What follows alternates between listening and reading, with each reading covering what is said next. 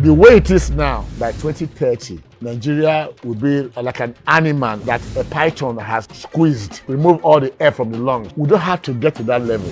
Our revenue, 90% of it is used to service our debt. It is only the United States of America that has the capacity to print money and not have hyperinflation. When you raise taxes, when you raise duties, who pays for it? It's the consumer. Government should encourage entrepreneurs, set up a combined cycle gas turbine that can generate, maybe you start with about 100 megawatts and put it in different areas. That was what China did. Let me say it again. I'm not criticizing the government. I am a solution provider. Hello everybody. My name is Dr. Caesar Sahene Iyayi. I am your advocate for the industrial manufacturing, industrial development of Africa, for the industrial development of Nigeria. I am talking about the idea of Africa, or Nigeria in particular, producing finished product from raw material that we can consume here and also export, so that there will be no pressure on the naira, because every time you want to import something, you are going to need hard currency. And if you don't have hard currency, then the currency will be devalued, our naira will be devalued. So what do we do about these things? I have talked about it repeatedly and often, but I know that the message is not sinking in. I hope one day it will. One day somebody will listen. Let's look at our budget for 2025/2026. If you look at the budget, you will see that our revenue coming from oil globally is about $60 billion. Because it is commodities, because we do not produce it ourselves, that is to say, because we are not the companies that actually go and drill, exploit and drill the oil. Out of that $60 billion, how much do you think is paid to the Nigerian government? You think it's maybe 50 billion? No. Do you think it's 40 billion? No. Do you think it is 35 billion? No. It is actually 25 billion. 25%, which is 14.5 trillion naira that is being paid to Nigeria. That is the disadvantage of basing your economy on commodities. Oil and gas contribute only 14 to 15 trillion naira to our revenue. How else do we get funds? Internal generated funds.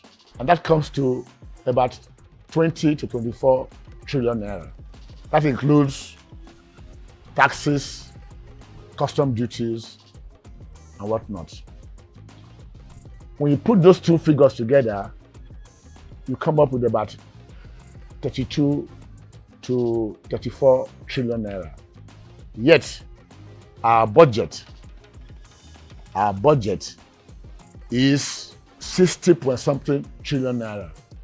Our revenue, 90% of it is used to service our debt, which is standing at about 110 to 120 trillion naira. If you do the math to dollar, it's about, say, about $90 billion, which in reality is not supposed to be a problem. But there is a problem. The problem is that we do not have a way of generating funds here in Nigeria, revenue here in Nigeria.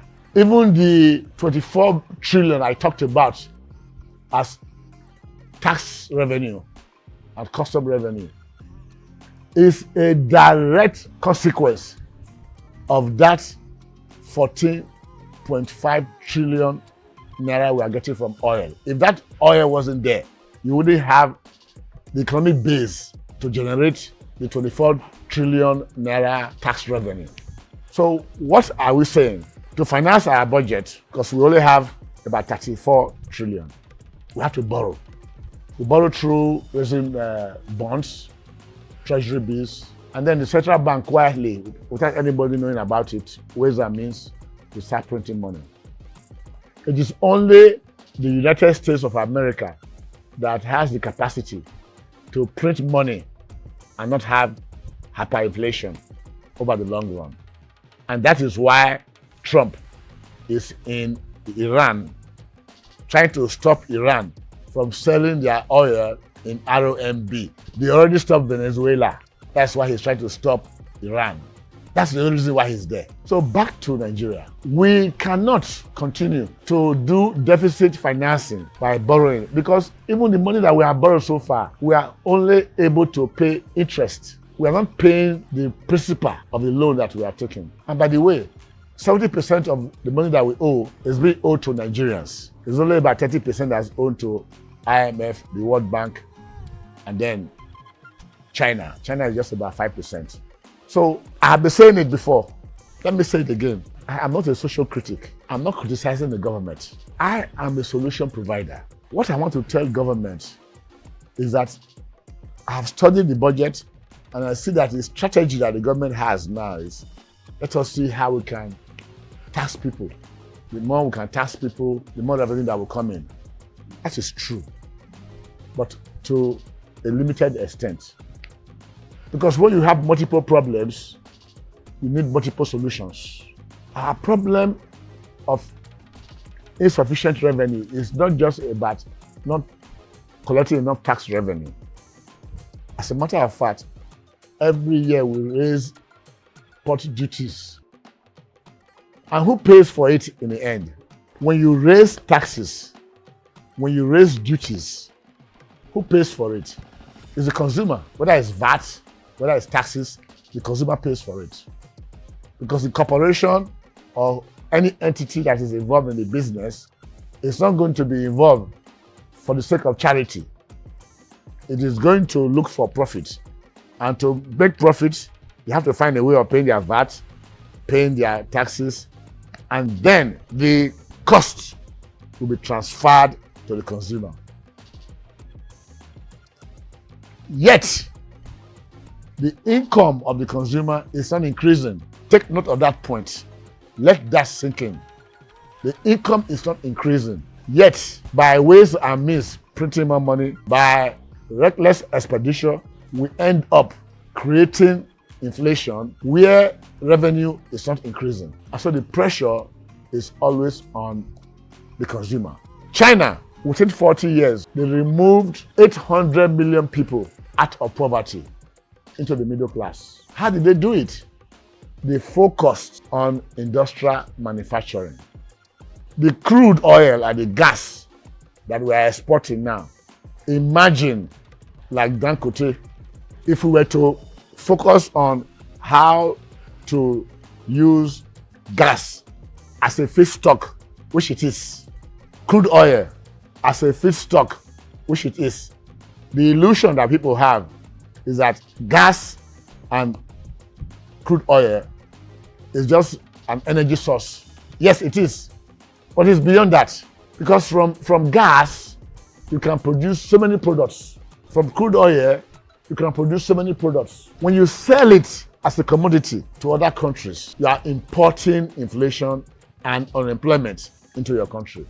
Because what they are going to produce from gas, what they will produce from crude oil are the same raw material and finished products that we are going to consume in Nigeria that will be imported.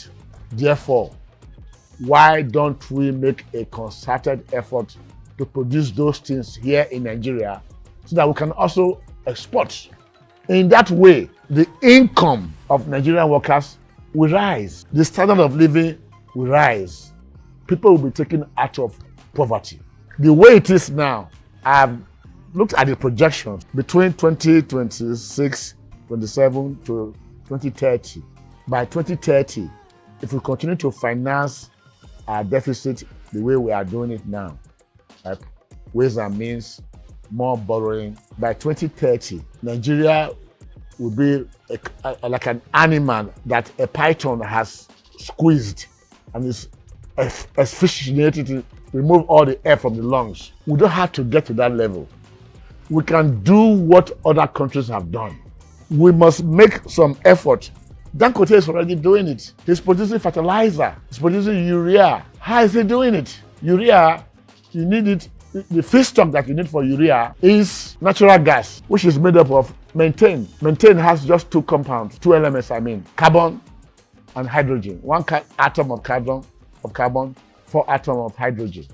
And it is that hydrogen that you need to produce fertilizer, because hydrogen is not available in the atmosphere. Like I said some time ago, hydrogen is too light. It's the number one element.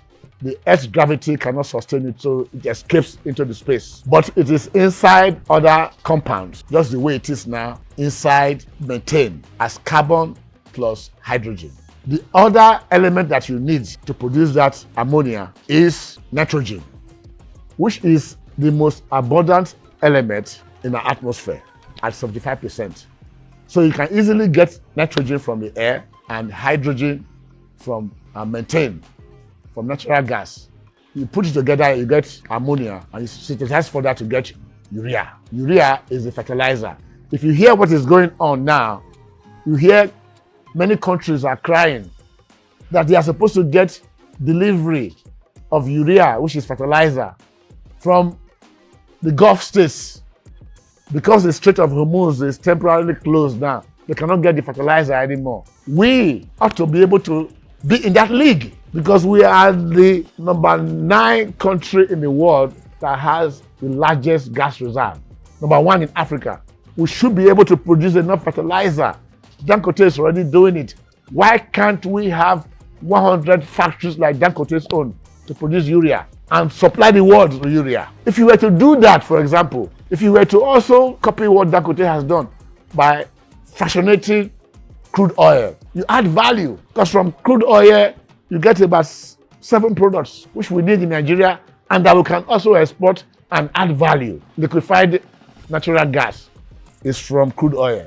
Petrol is from crude oil. Aviation fuel, kerosene, is from crude oil. Naphtha, that is the stuff that you use to make clothing, which is polyethylene, polyester, polypropylene, polyethylene, is from naphtha. If you have a plant that can process it further, you'll be able to make plastic, you'll be able to make so many products that we consume here and that can be exported with higher value. From the same crude oil, you get engine oil. From the same crude oil, you get diesel. From the same crude oil, you get LPFO and HPFO. And then finally, you get bitumen, 60-70, that we use to make all our roads. And we import all these things. What I'm telling government is that you are doing deficit financing. Take a portion of that money and make vigorous efforts, not for it to be owned by government, but for Nigerian entrepreneurs that can be held accountable, to be encouraged to go into all these areas. When you have multiple manufacturing centers, which I said is possible, because where you produce oil at any oil well, you flare gas, and you can have dedicated areas where you have gas. My suggestion, because our gas pipeline are not reliable. Today you have gas supply, tomorrow no gas supply. That is why they shut off the turbine today, put it on next tomorrow. We can't do business that way. You need a system where you can think like a human being. Even right here in Edo State, we have in Ologbo, we have in Gelegele, we have in Oben, you have in Delta State, you have in River State, you have in Imo, vast gas reserve. My suggestion is that government should encourage entrepreneurs to go there and set up a plant, a combined cycle gas turbine that can generate, maybe you start with about 100 megawatts and put it in different areas. That was what China did. China established 4 different manufacturing sectors and continued with their communism. After 3 years, they made a comparison between communism and the capitalist system. And they found that the capitalist system was the answer. What I'm telling you now is this. You just give it a try. Don't take all your capital money and put it in various projects. Take a percentage of it and say, let's see what will happen if we can set up a combined cycle gas turbine that can generate maybe 100 megawatts. And then we'll now put multiple factories there to produce fertilizer, to produce resin. Resin is from gas. And what's resin used for? To make plywood. All this furniture you see everywhere that we are importing from China. What is there? Just resin plus wood. You can make methanol. From methanol, you can make different things. And we import all these things as raw material. We can make sodium hydroxide, caustic soda, which is for soap. I was talking about naphtha just now. Naphtha is what you use to make detergent soap for laundry. When you're talking about the bar soap, you're going to need oil and caustic soda. When you're talking of detergent, you need caustic soda, you don't need oil anymore. Everything is going to come from that naphtha except sodium hydroxide, which is caustic soda, which we can also make because Atlantic Ocean is full of salt. It's the feedstock. What you need to make sodium hydroxide, because you have 4 elements there. It's water and salt. What are the elements in water? It's hydrogen and oxygen. And how about salt? What are the elements? Chlorine and sodium. If you can put a gas turbine there to generate electricity, you can produce enough sodium hydroxide that can serve Nigeria, and the rest will be exported to generate income, generate employment, and expand the tax base. That is where the tax is going to come from. What you are trying to do now is to try to squeeze water from iron, which is not possible. It's an illusion.